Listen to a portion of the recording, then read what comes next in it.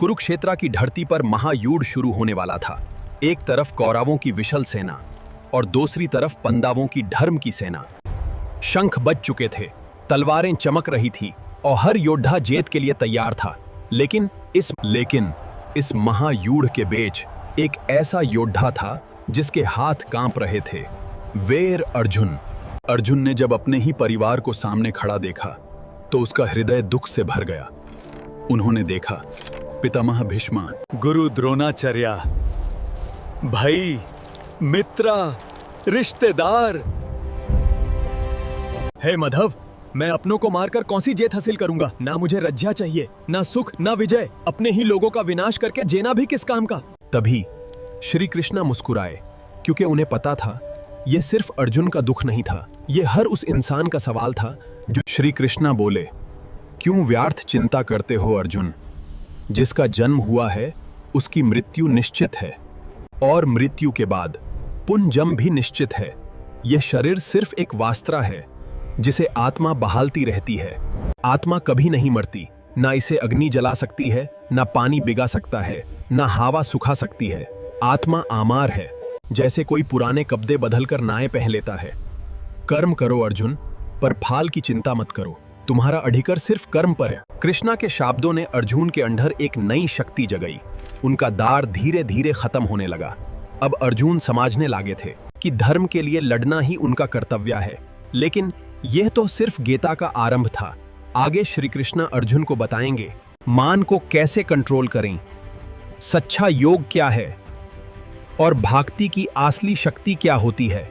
महाभारत का युद्ध शुरू होने से पहले अंधे राजा धृतराष्ट्र ने संजय से पूछा, हे संजय, कुरुक्षेत्र की पवित्र भूमि पर मेरे और पांडु पुत्रों ने क्या किया? संजय को दिव्य दृष्टि प्राप्त थी। वो महल में बैठे बैठे पूरा युद्ध देख सकते थे। तब दुर्योधन अपने गुरु द्रोणाचार्य के पास गया। उसके चेहरे पर घमंड साफ दिख रहा था। उसने पांडव सेना की तरफ देखकर कहा, गुरुजी देखिए, पांडवों की सेना कितनी विशाल है। लेकिन दुर्योधन को अपनी सेना पर पूरा घमंड था। कौरव सेना में बड़े बड़े महारथी मौजूद थे, भीष्म, पितामह, कर्ण, द्रोणाचार्य, अश्वत्थामा। हर योद्धा अपने आप में एक सेना के बराबर था।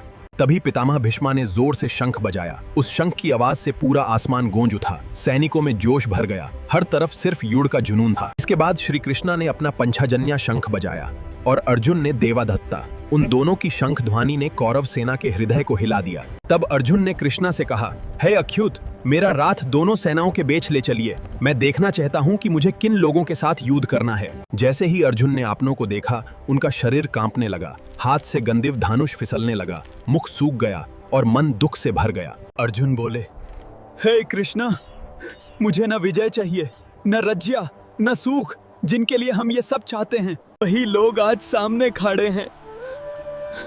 मैं अपने ही गुरु और परिवार पर बाण कैसे चलाऊं? अर्जुन की बातें सुनकर श्री कृष्णा कुछ देर शांत रहे। उनके चेहरे पर एक दिव्य मुस्कान थी, क्योंकि वो जानते थे अब समय आ चुका था दुनिया को गीता का अमर ज्ञान देने का। कुरुक्षेत्र के बीच समय जैसे रुक सा गया था। युद्ध रुक गया और शुरू हुआ जीवन का सबसे महान उपदेश, श्रीमद् भगवद गीता। क्या अर्जुन फिर से खड़े हो पाएंगे? क्या कृष्णा उनके मन का अंधकार मिटा पाएंगे? जाने के लिए देखते रहिए भागवत गीता। पार्ट 2 के लिए चैनल को सब्सक्राइब जरूर करें।